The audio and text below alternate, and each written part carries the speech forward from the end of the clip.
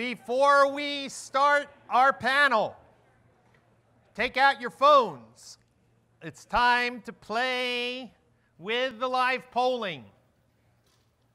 Does your general manager understand what attribution means? That even got a laugh out of someone. Okay. Remember, this panel is saying, why is attribution so hard? What can these leaders of technology and consulting help us to understand? Why is it so daunting? Okay. And this is a stronger poll than I would have thought. Okay, 60% know what attribution is. Next question. Do you have a working sales attribution model in your dealership today?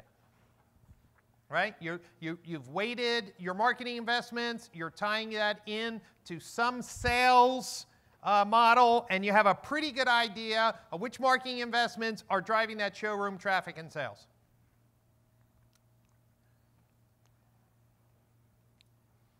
$70-30? Look, I think some people have given up on voting. Come on, guys. This is a family event here. We are all here together. All right, 70-30. So 30% do. I'd love for the people who have said that they have a working attribution model, I'd love to talk to you while we're here. I'd like to learn what's working for you. What has held you back from creating an attribution model? Word cloud, fun. What has held you back? Tell me right now. Brian, I've always wanted to build a sales attribution model, but what? What has stopped you? Oh, this is a little small here. Too much data. B, A. Okay. Time. Data sharing. What else? What has held you back from creating capacity? What else? What has held you back? Knowledge. Okay, that's very fair. Thank you. Fear. Ooh. Are you afraid to really know what's working, what's not working? Or will that screw up your owner's golf outings with the ad agency? What else? Data transparency, consistency. Yeah, these are all some of the things that represent. Friends, all of these emotions, all these roadblocks are shared. There are times when you're just overworked. I mean, every marketing manager in a multi-store group I know is running on fumes. They are overtasked. They are the people who get called to put out fires and they stop having time to be proactive. Isn't that true for some of you? I was talking to Ben about that just the other day. It's like, how do we take the time to invest in the thinking that we need to build an attribution model? All right, here we go. What is your expectations today? This will be a fun one. If you set up a working attribution model today, what percentage of your vehicle sales do you believe could be matched back to a marketing investment? Okay? Based on what you know today, what percentage of your sales do you believe you could match back to somebody, hey, they visited Car Gurus, or they were on Auto Trader, or they were only on KBB and walked in, or they responded to my Facebook ad, they responded to my Google ad and bought. What percentage of those sales do you think? Some optimistic people in this room, don't you think? So I want our panelists to remember this slide. What I'm seeing is 60% plus think they can get 40+% matched, and 40% think it's over half. Okay? So before we jump in to the challenge, I'd like Tom to grab the mic. And Tom, walk us through these slides. I'm going to give you the clicker. Yeah. Walk us through these slides, because this is an important conversation about attribution. For 20 years I've been trying to chase what I call the connected automotive marketplace. And Brian and I connected probably 10 years ago with just that mission in mind and everything else, but there was a major obstacle in the way. And, oh, by the way, that looks like a funnel, but it really isn't. It's a continuum of actually, you have stimulus on one side, and eventually on the other side we have sales being generated.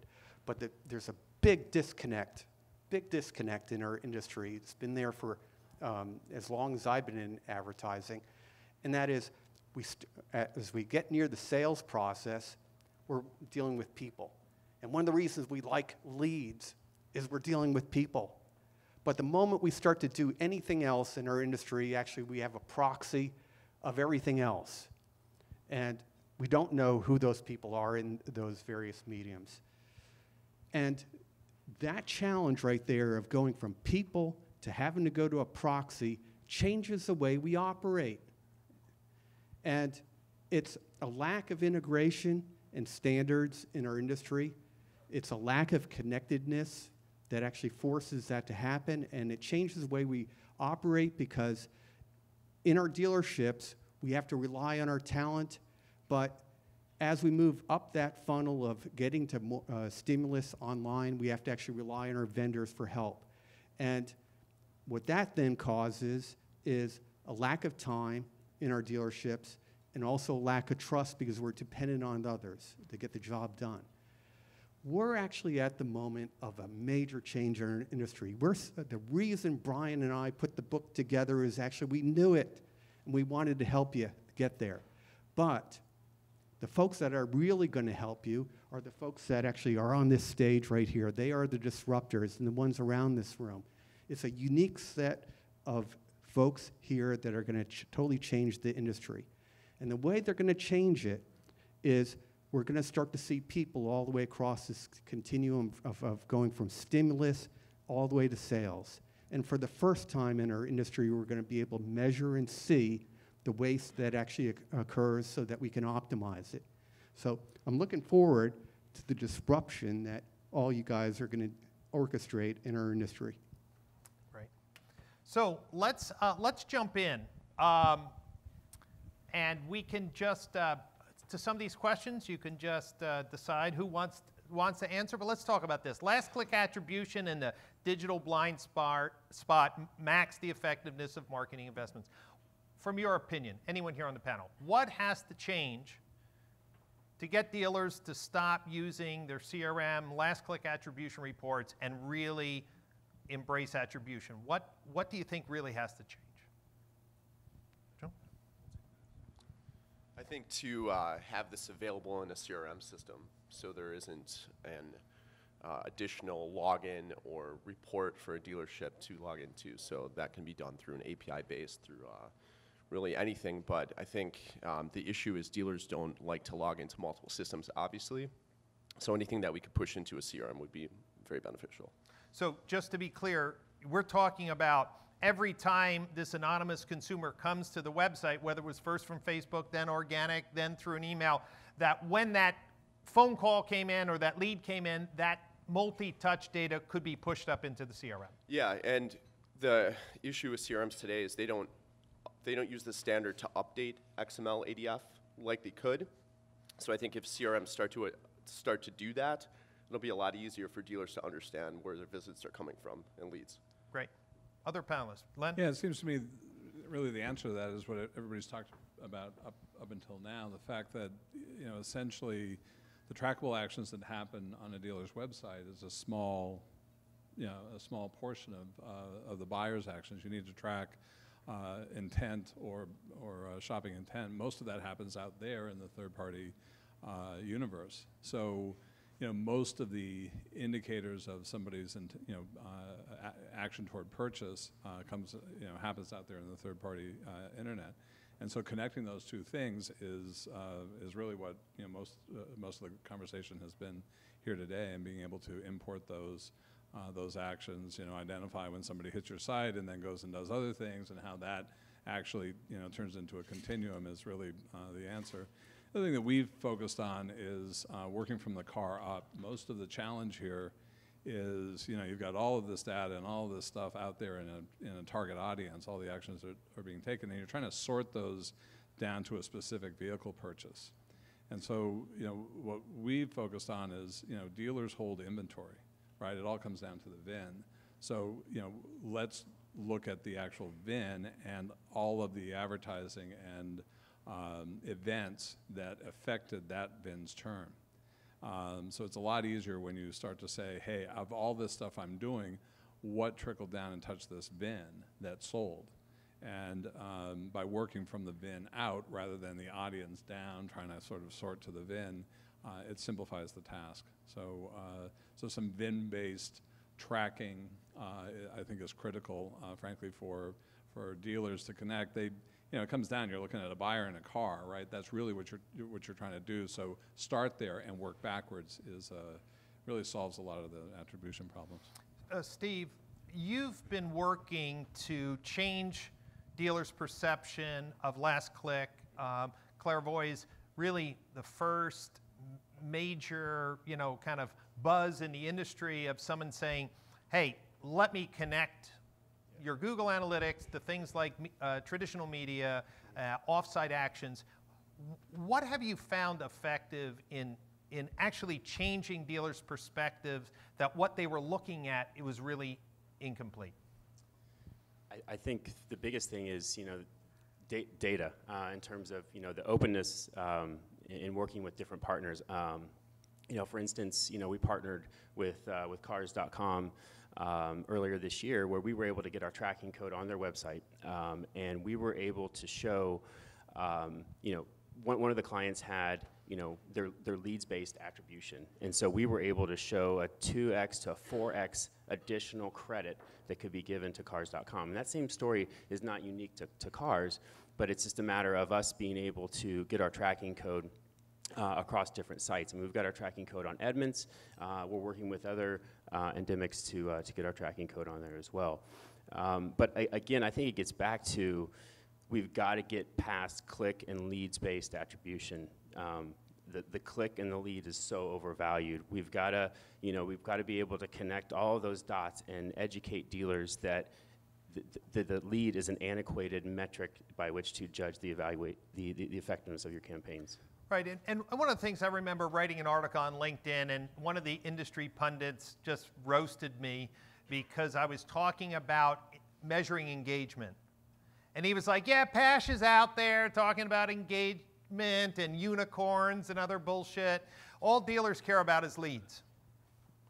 And I had to respond. I said, I didn't say if somebody gets a lead that you just ignore it. A phone call is a great opportunity to sell a car. An email lead or a chat, but they are the minority of the actions that consumers take, and it's the tail wagging the dog. So even though everyone here is talking about smarter marketing, we understand that we should be always doing the best job we can for hand raisers. Let's talk about this. Marketing automation, website companies, CRM vendors. James, I think this is a perfect question for you. How do you serve Coxs, a dealer who has a dealer.com website, VIN Solution CRM, a DealerTrack DMS?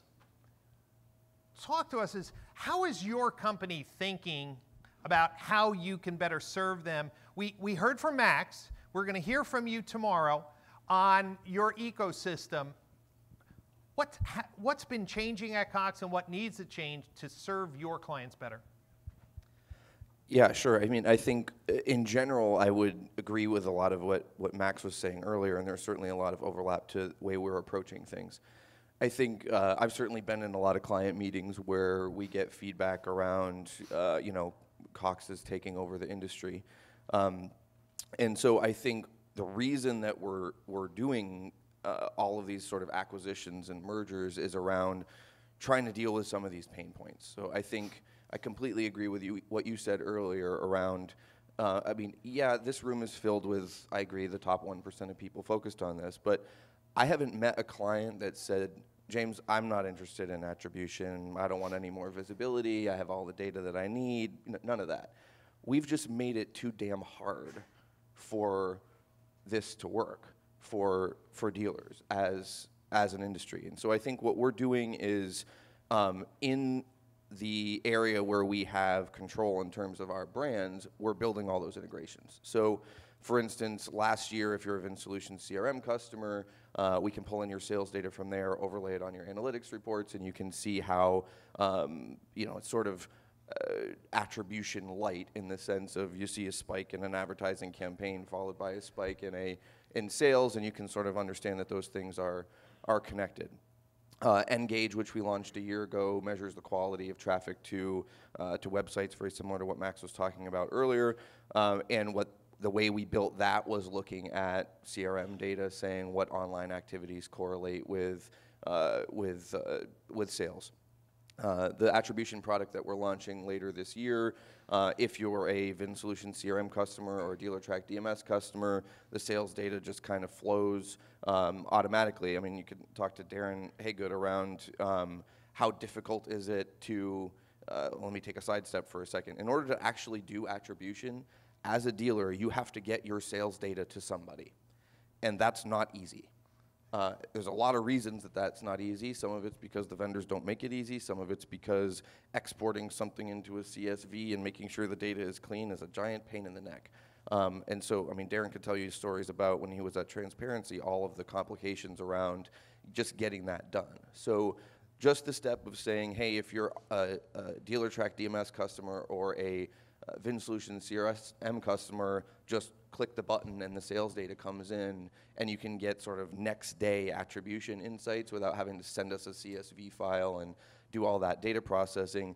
That makes it easier for clients to do this stuff. And James, there are people here who are required to have a dealer.com website, but they're maybe using eLead CRM. Yep. What do you have to tell them about this ecosystem that Cox is building? How do you envision a non-homogeneous Cox ecosystem working for attribution? Because there's people in this room who like best of breed, Yep. and they want choice.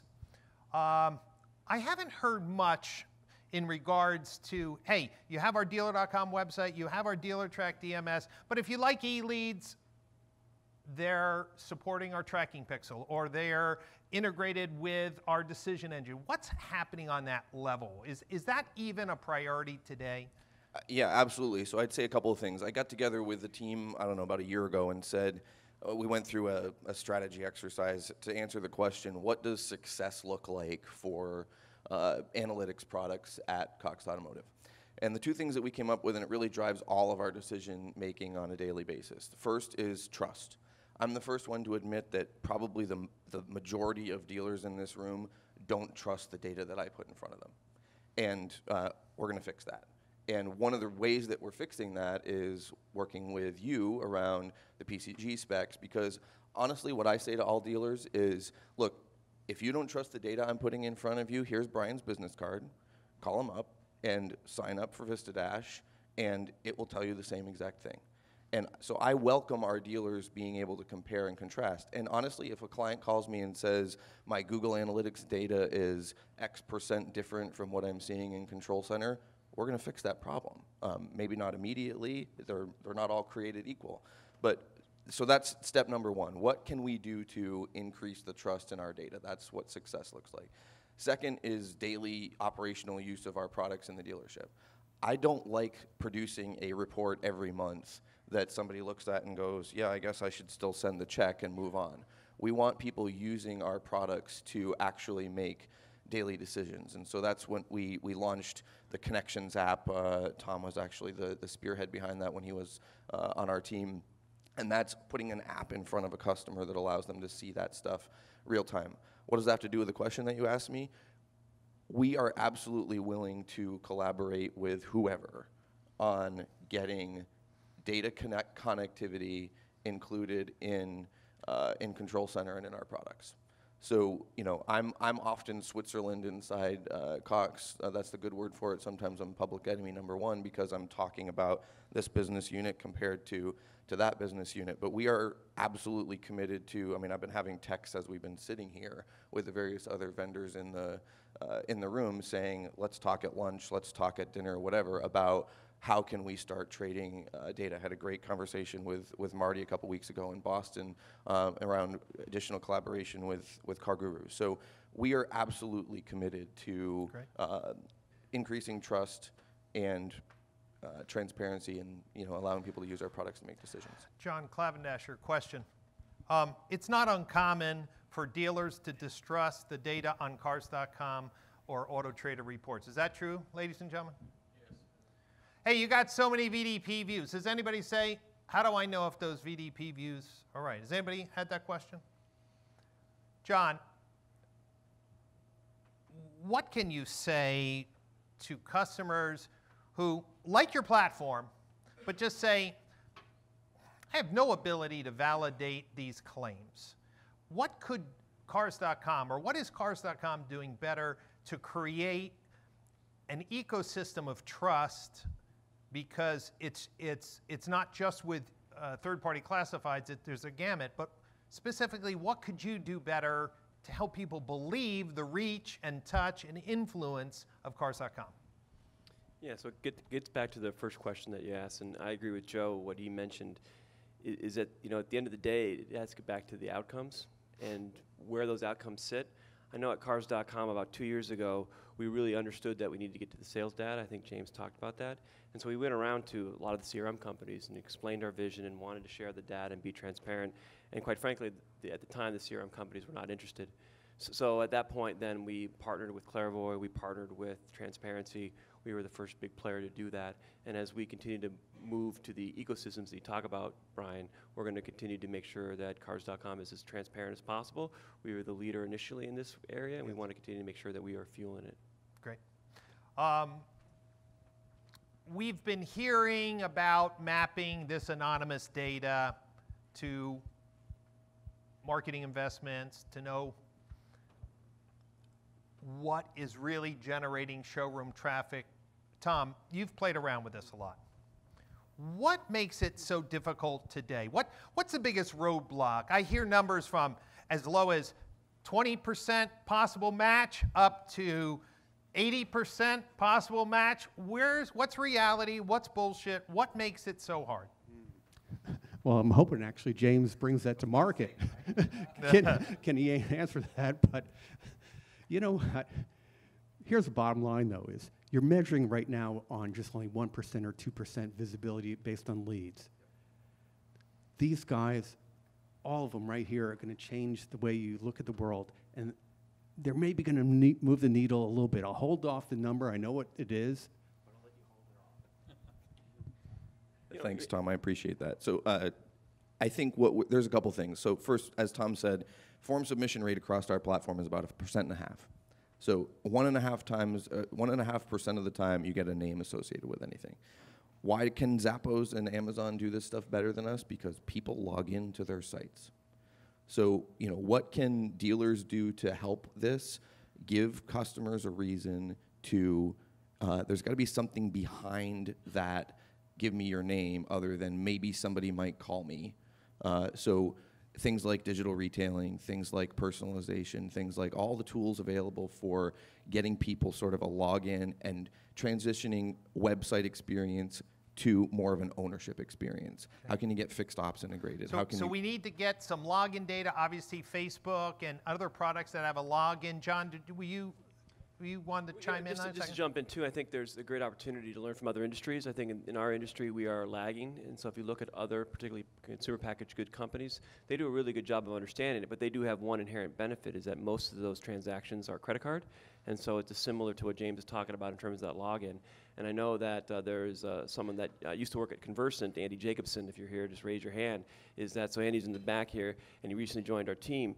But the great thing about what Conversant's doing, and there's a lot of companies like Conversant, is that they're actually then going backwards from the sale and then doing attribution from the outcome backwards. And I think we're going to learn as an industry from that. We're going to quickly get to that point as well. Yeah, I mean, what we're seeing in the attribution work we're doing is we measure two things: online to online rate and online to offline rate. So online to offline is, I have a name, address, phone number, somebody that bought a car. Can I get an online identifier for that person? That's 100%, maybe 99, but roughly every transaction we can get an online identifier for. So that's not the problem. The problem is the online to online rate, which is closer to 20, 30%. Okay. So we got to get that up in terms of being able to connect those things, and that's about login. That's about lobbying Apple to stop changing all of their tracking mechanisms. Right. That's about data consistency and all the other things. So that we got to take action to get that online to online rate up. James, you mentioned, I'm going to pass the mic to Jim here. You mentioned giving consumers a reason to log in. TrueCar has created a compelling case for a consumer to provide their information. How do you see TrueCar differentiating from all the other solutions? I heard someone said, hey, we don't get paid. Attribution for us is we don't get paid unless you sell the car. I'm giving you this person. How do you want dealers to understand the role of TrueCar in an attribution system? Because we all know that consumer could have reacted to an SEM ad, could have reacted to a Facebook ad, but at the end, they trust TrueCar. How do you want dealers to understand the value of that platform in an attribution ecosystem? Yeah, thank you, Brian. That's a great question. When you look at, I'm going on 21 years in the industry, and a lot of it was before dealers even had websites. Attribution is something that back in 97, 96 was important, right? Newspapers, and they were saying, did it really work? And you only knew when it was underneath their arm or they walked in, and then we had to change the phone calls, and did that phone call create an environment? Then you were arguing with a dealer on, well, you didn't really handle it well, and then the internet came on, and SRPs and VDPs, and there's an influence. And there's two things that we look at. And one of them is that we don't just have TrueCar.com. We have an affinity program of 500 plus websites that we do business with. And that changes a unique dynamic, because most of those are membership sites, so they give us information that is valuable to you, and then you can much easier to find out that lead and convert into it. But what we found is a pretty interesting, unique part of it, because we're actually holding ourselves accountable for your results. I mean, that's really challenging when you think about it, right? And how we do that is pretty simple. It's not just the programs we use, but we go out and ask you, what does the dealership need to do? What are their goals? And we take a look at, is it incremental sales? Is it selling vehicles more cost effectively? Is it selling special models or makes? And we try to fit within that model and determine how we can help you. And then at the end of the day, we'll know if we give results at that month. So it's a unique value proposition that makes us unique to any other third-party site that's out there. And I've enjoyed it because it's much easier to, don't feel like you always have to defend your value proposition. It's much more, hey, how can we do more of this? How can we grow together and sell you more vehicles? And it's much easier to hold yourself accountable on that. Joe Chur, question.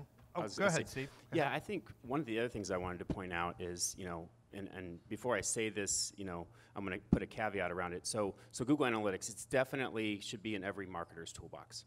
We've invested money to make Google Analytics more automotive-centric. We've created, attribution channels, working with cars and car gurus to push the offsite VDPs. So we believe that Google Analytics has a role. However, my philosophy is, why are we spending so much time investing in Google Analytics? We have to, as an industry, we have to get beyond Google Analytics. Why? Is because Google Analytics cannot connect the dots back to a sale. And that is absolutely critical for us. And so we have to start investing in solutions to be able to measure that. And that's really what Clarivoy is all about. We're a pure play attribution company. We have no horse in the race. And I think, as new players come into the market, the point I want to make is you have to invest in attribution. You can't rely upon a free tool like Google Analytics. Great. Joe, you are a entrepreneur. You've probably been the hottest growing website and kind of marketing ecosystem in the last few years. A lot of great buzz. People love you. No. But you've been working. You have a workshop coming up with a product reveal called Roxanne. talk to us about your view. How are you working to provide a end-to-end, as Steve has mentioned, an end-to-end solution for taking the marketing investments that Launch Digital manages on your Dealer Inspire system down to a sale? What are unique things you're doing, and maybe even some of your frustrations? So I filed a patent in 2014 for event-based attribution. So it's really looking at not first click or last click, but every single time a consumer visits a website, where do they come from and what are they doing? Because as I speak to 20 groups, one of the significant flaws is that they're measuring bounce rate. Event tracking throws that off, and we saw providers doing really shady things, like if someone scrolls on the homepage, that's then not a bounce. So then your bounce rate would literally be like 2% or something like that, which isn't real. So we are looking at the way to determine if a visitor comes to a website and just clicks the click to call button. And if you don't have event tracking set up, that looks like a bounce, but that's a really valuable customer, right? So then we track that online. We do matchback reporting. We are integrated with DMSs to get that data. We match that all back, and we weigh those events. So we built an algorithm to say, hey, is a call worth up to 10 points? A call worth 10, but a page view is worth 1, right? So then we weigh about 50 or 60 different things on a website visit. And then we measure offline by, we have a product with consumer surveys that will match up, because if you're sending an email to a customer, guess what? You know who that customer is, right? If they click that email with a survey in there, and that UID matches a UID on the website, you can track everything back. So we're exploring things like that, and other things like creating like Wi-Fi in dealerships, the ability that a customer has to put their name in, and then now you have the UID as well. So some unique things. Len, yep. You've invested in a lot of ad tech to kind of create a better mousetrap for dealers who are looking to get those low funnel buyers.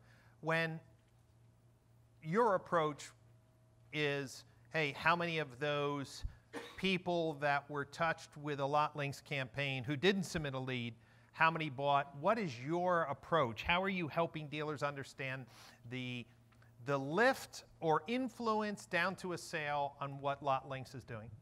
So traditionally, advertising has worked from audience in, right? That's really what we're talking about here is, okay, I'm spraying to an audience. Now, how do I attribute all of that, where, you know, what was working, what wasn't? We took a different approach working from the car out, because essentially every car has one steering wheel, needs one buyer, right? And, you know, these guys will tell you that one buyer, 1 or 2 leads, that's probably going to produce the buyer. Now, only a small number of sales are going to be attributed to that lead. Most buyers don't fill out lead forms. So we figured, you know, we looked at how many engaged shopping visits does a car need in order to produce that one buyer. And we focused there. It was all about, so people say, well, Lotlinx is VDP views, but really what it was delivering that ready buyer, right, doing all the things that Max was talking about, to identify those ready buyers, and then work from the car saying, you know, this car needs, you know, 6 or 8 engaged visits in order to sell. When you look at a dealer's inventory, you know, it doesn't work that way. When you look at your advertising, it doesn't work that way. It all clusters around a small percentage of your units. So you're spending a huge amount of money on a few units, and a lot of times when you look at it closely, those are the units that you don't need to spend money on, low-priced used cars. And then most of your money is in the inventory that's just not getting engaged. So the game here, beyond attribution, is to make sure that you are rifle shotting the right demand to the right vehicle. That's where the savings are. You know, you guys spend $606 according to the NADA on every unit sold. It doesn't take $606. What's $606 times 17 million? I was trying to do that. It's a lot of dough, right? It's the old Wanamaker quote, half my money is wasted. In this category, you know, the consulting firms have looked at it and say it's more like 76, 78% of the money is wasted. And a lot of that's because you're working from the audience down and then trying to figure out where did it land, rather than looking at the VIN, what does it need? Let me just spend what I need. Let's not target the ready buyers. Let's choose from the ready buyers in the right moments and deliver them to those VINs. So, you know, that's been our model. That's where the efficiencies are when you start to build and run a campaign by car. You know, everything gets a lot simpler, and then your attribution is a lot simpler. It's, listen, what did it take to sell this car? Both organic, all of my campaigns. What did all those things contribute to the sale of this car? You know, and what was my cost actually to move that piece of inventory? And then if advertising doesn't touch a vehicle, then did it actually have an effect? So that's been essentially our approach. Thank you, Len. I put up another question here. I'm going to push this to Joe Chura. Joe, how does Dealer Inspire determine what is good information that a dealer needs? There's been some controversy about, some people saying dealers are stupid and they don't know anything about digital, just give them the basics and don't show any detail. Other is give them a 30-page report. They absolutely will just say by the weight of the paper that their advertising is effective and just kill them. How do we really know what we need to deliver to this group to make it easier? What's your thinking on that? It's not that easy because each dealer is different, right? I think I've been in this space for going on 20 years. I sold cars myself. Nothing matters until you sell or service a vehicle. So I don't care what analytics you look at. You need to look at that, right? And then second is gross profit. Are you making money or losing money? Obviously. And then what KPIs are important to achieve those goals? And those typically are leads. Those typically are phone calls and various things like that. So that is where I think universally we start, and then we dive into the marketing investments right after that. And basically, I want to get to a place where we can help dealers predict the ROI. And I think with PCG and with the other bright minds on this here, we can get there very quickly. But I think dealers also need proactive reporting as well. So an alert, because a big dealer group can expect to log in and look at 100 different stores and those relative KPIs, even if they're sales, right? So a proactive notification to say, hey, this delta's off. Great. So I want to open up the floor since we have about another 5 or so minutes before lunch. Questions for the panel. Hold on, we got right here, come, microphone, Carrie. Hold on.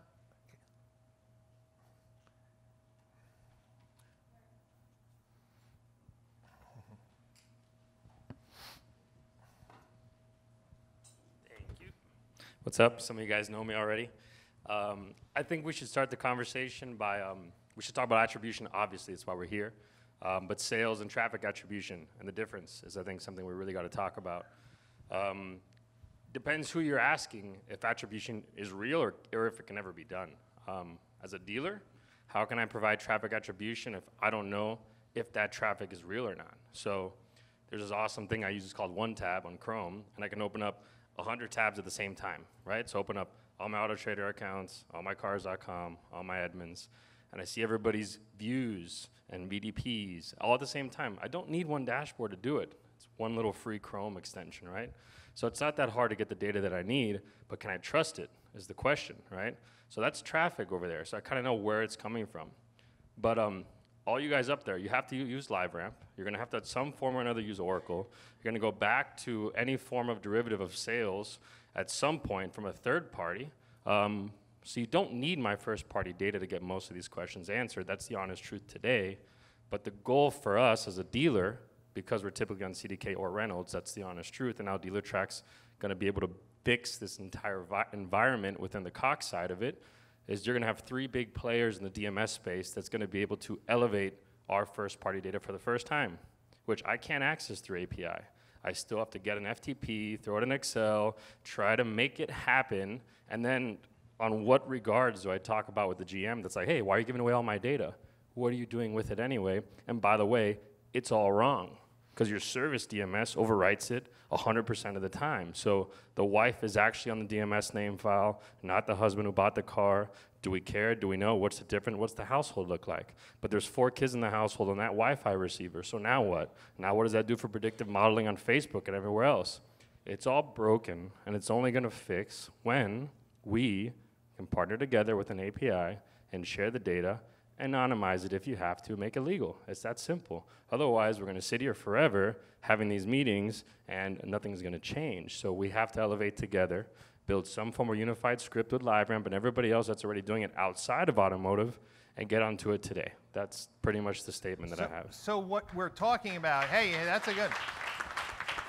So what we're talking about is a trusted anonymous hub where an open API can allow innovation, optimization, and that the walled gardens between Coxs and CDK and independents can be brought together to serve the dealers. Is that what I'm hearing? Yeah, because I don't want Coxs to have my data, even though DealerTrack's going to touch pretty much everybody, so it's kind of stupid to think that they don't.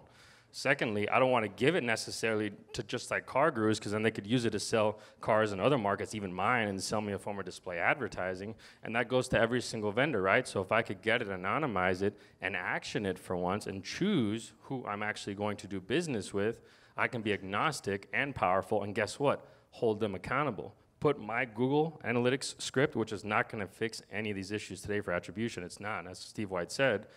It's going to give me an insight for traffic attribution, and then let me do my sales side. I'll go get the Google IDs. I will do the attribution matchback. I'll use my Facebook audience, because guess what? When you buy a car in my dealership, you give me your social, your income, your referrals. I know everything about you, and what do I got to do? I got to go back to Facebook or pay CDK and a 3PA to go get my data, go put it onto a Facebook audience, and then get Polk to sell it back to me? How does that make any sense? That's not even sustainable in any other market. So I think Here. I completely agree with you, and Steve, I'll let you talk in a second. The, two things. One is, could not agree more around DMS transparency. That's one of the benefits to being on DealerTrack's DMS. I'm not a DMS salesperson, so I'm not going to go more than that, other than I certainly would encourage everybody in that space to allow dealers more open access to their own data, and I'll leave it at that. I actually just had a meeting yesterday on my way down here around the concept we're calling sort of data safe haven. And so recognizing the issues that you're bringing up and understanding, I can make the best analytics product in the world, I'm still a vendor, right?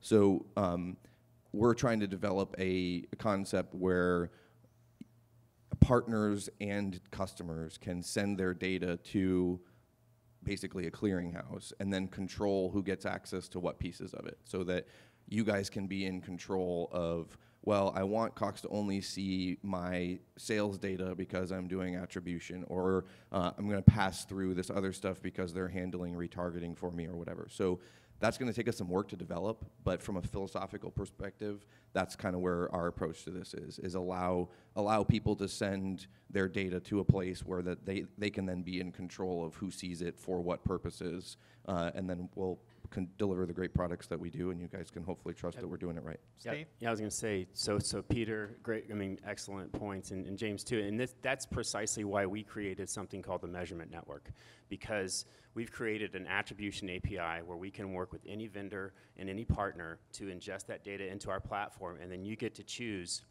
how you want to use that data. So, I think that I'd like to think that Clairvoy is starting that, and we recently did an announcement with Dealer Inspire as our first partner in the Measurement Network around the Attribution API. So, great points. So definitely stay strong on it's your data and put pressure on these walled gardens to make it universally exportable. That's, at the risk of getting punched up here, that's what the dealers need to do for themselves. That's where they can, that's what's going to solve this over the long term. So. Would you please give our panelists a big round of applause? Thank you.